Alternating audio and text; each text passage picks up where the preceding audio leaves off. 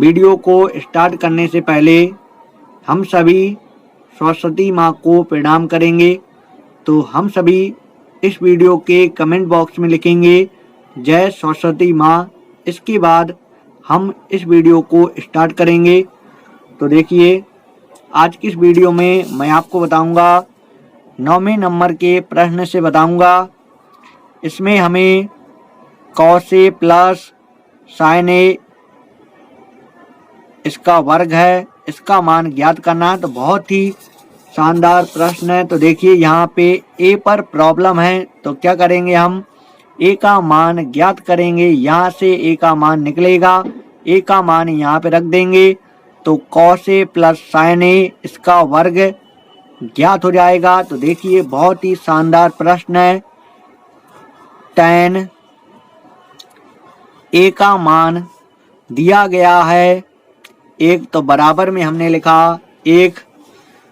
तो यहाँ पे देखिए tan A, तो यहाँ पे इसका साथी लिखना है, तो साथी से साथी भाग जाएगा, A का मान ज्ञात हो जाएगा। तो देखिए, यहाँ पे हमने tan लिखा, tan में एक मान होता है 45 का। तो देखिए, A का मान आया 45, A का मान क्या आया, A का मान आया 45। और A तुमसे कहता है कि जहाँ पे A लिखा होगा वहीं पे जो है मुझे तुम्हें लिखना है। तो देखिए, यहाँ पे A लिखा है तो यहाँ पे तुम्हें A का मान रखना है, और यहाँ पे A लिखा है तो यहाँ पे तुम्हें मान रखना है। तो देखिए, यहाँ पे हमने लिखा cos A plus sin A इसका वर्ग, ये ज्ञात करना है। तो देखिए, cos लिखा, A की जगह A का मान हमने चिपका दिया इसे।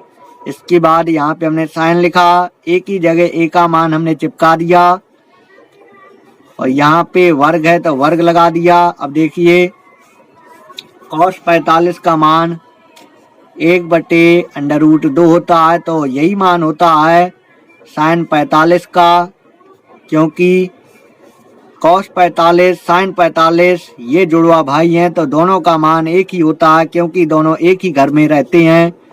अब देखिए, √2 हमारा लासा होगा, तो यहाँ पे 1 लिखेंगे, यहाँ पे 1 लिखेंगे। क्यों लिखेंगे, क्योंकि √2 हमने लासा लिया, तो यहाँ पे 1 लिखा जाएगा। इसके बाद 1 2 हो जाएंगे, यानी 2 भाई मिलकर रहने लगे। ठीक, इसका वर्ग कर दिया। इसके बाद 2 का वर्ग करेंगे 4, और वर्ग से √ हट जाता है, वर्ग √ छुड़ा लेता है। तो देखिए, यहाँ पे निकला 2 से हमने 4 में भाग दिया, तो देखिए 2 इसका आंसर आया। तो देखना है आपको इसका कौन सा सही हो रहा है। तो इसका सही हो रहा है बी ऑप्शन सही हो रहा है, तो बी ऑप्शन हमने किया सही। इसके बाद चलेंगे 10वें नंबर के प्रश्न में चलेंगे। 10वां प्रश्न बहुत ही जानदार सवाल है। इसमें लिखा है टावर की छाया, टावर की छाया। तो देखना, सबसे पहले तुम टावर ऐसे खड़ा कर लेना। सबसे पहले तुमने किया, टावर को ऐसे सीधा खड़ा कर दिया। इसके बाद जब टावर को सीधा खड़ा किया, तो यहाँ से प्रकाश की किरण जो है इस पर पड़ेगी। जैसे प्रकाश की किरण पड़ेगी तो इसकी छाया नीचे तुरंत बन जाएगी। समझ में आया। तो देखिए, ऊंचाई, ये जो टावर की ऊंचाई है इसको मैंने h माना। टावर की ऊंचाई, ये जो छाया है, नीचे छाया है, छाया उसकी ऊंचाई, यानी टावर की ऊंचाई की कितनी गुनी है, 1/√3 गुनी है। ये जो छाया है, छाया ऊंचाई की 1/√3 गुनी है, तो इसमें 1/√3 से गुणा, इसको इससे मिला दो। इसके बाद कह रहा है उन्नयन कोण ज्ञात करो। उन्नयन कोण यानी इस कोण को ज्ञात करना है।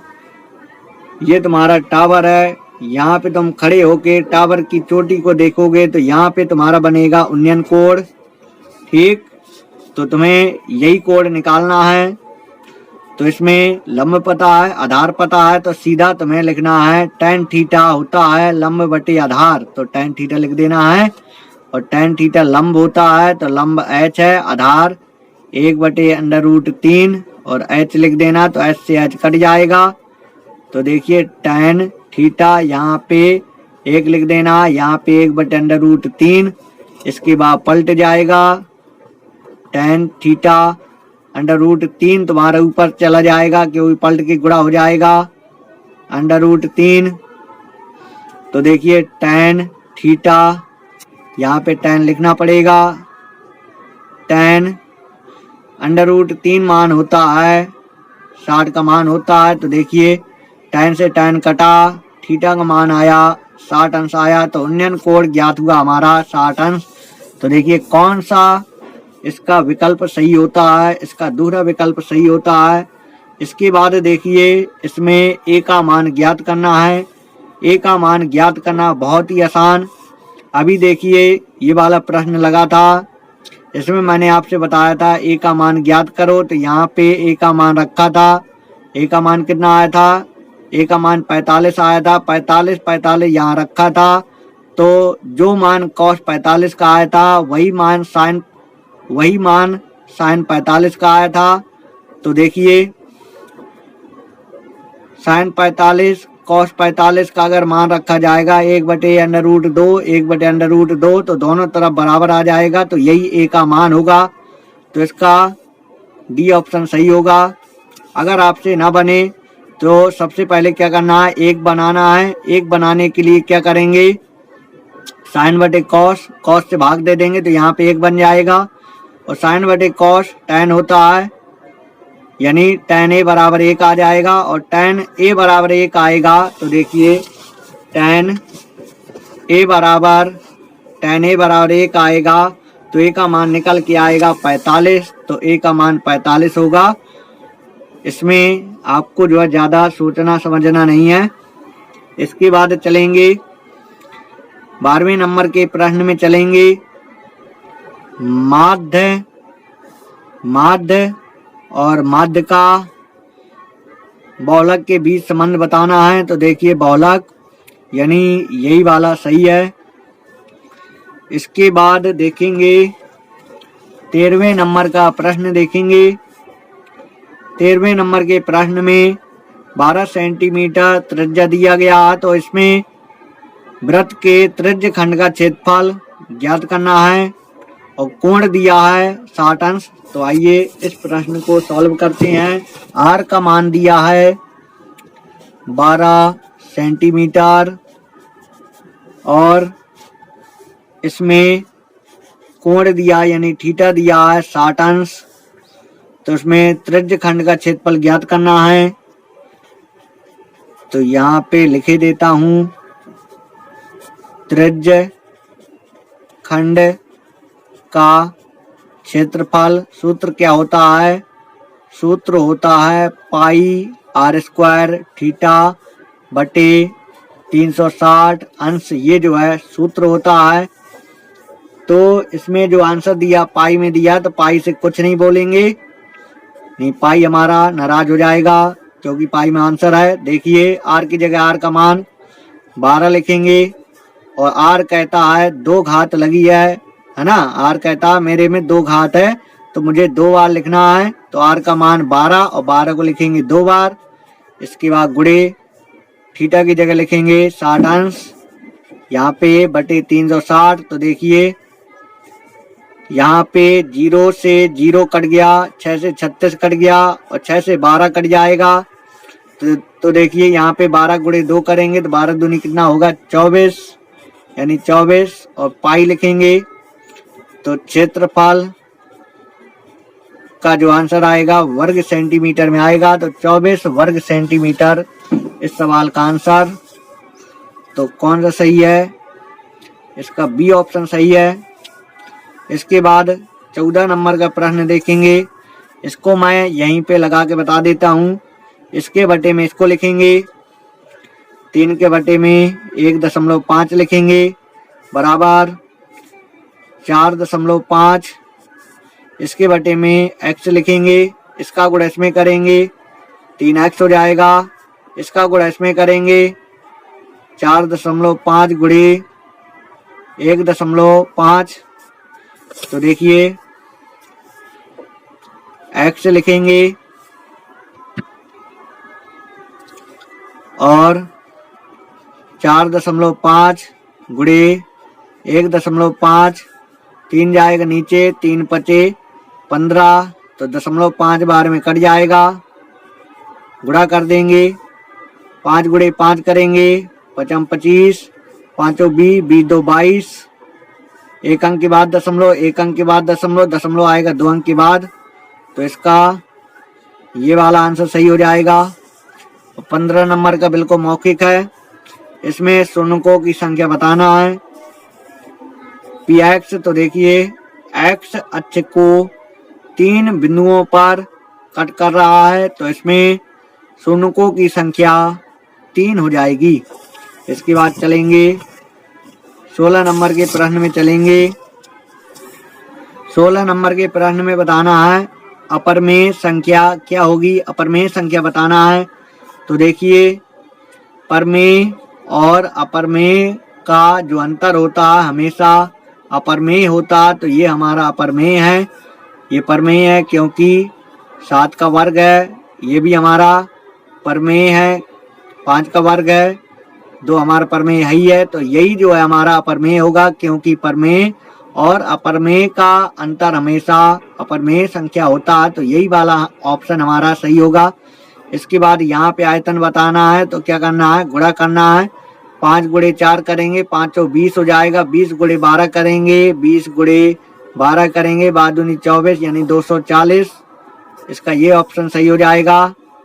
और यहाँ पे देखिए इसको हम लगा के बताते हैं।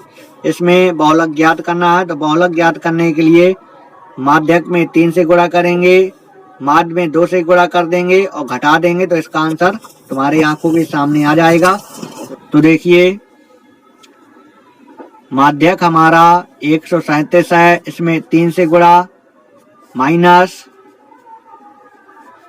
माध्य हमारा 137.05 है, इसमें 2 से गुणा, तो क्या ज्ञात होगा, बहुलक ज्ञात होगा। 3 गुणे 137 करेंगे, 441 आएगा, माइनस यहाँ पे 1 आएगा, 0.4 आएगा, 7 आएगा और 2 आएगा। इसमें इसको घटाएंगे तो 411 का दशमलव बाद में 1 लिखा, फिर इसके बाद 4 7 2, तो घटाएंगे 9 आएगा और यहाँ पे 6 आएगा और यहाँ पे 3 आएगा और यहाँ पे 1 आएगा। तो देखिए इसका आंसर आया 136.9, यानी इसका सी ऑप्शन सही है। इसके बाद चलेंगे 19वें नंबर के प्रश्न में चलेंगे। इसमें माध्यिका ज्ञात करना है। तो देखिए यहाँ पे x का मान, f का मान, x का मान 40, 45, 50, 55, 60, f का मान 4, 8, 12, 10, 17। माध्यिका निकालने के लिए, माध्यिका ज्ञात करने के लिए हम संचयी बारंबारता निकालेंगे। तो यहाँ पे हमने लिखा संचयी बारंबारता। तो देखिए बारंबारता से निकाला जाता है। 4 लिखेंगे, 8 4 12, 8 4 12, 12, इसके बाद 12 12 24, यहाँ पे 24 10 34, इसमें इसको जोड़ देंगे तो ये आएगा 7 4 होता है 1 आएगा यहाँ और 3 1 4 1 5 यानी 51। तो n का मान आया 51 आया। 51 हमारी विषम संख्या है। n हमारी क्या है, विषम संख्या है। तो विषम वाला सूत्र लगेगा। माध्यिका का विषम वाला सूत्र होता है n+1/2 वे पद का मान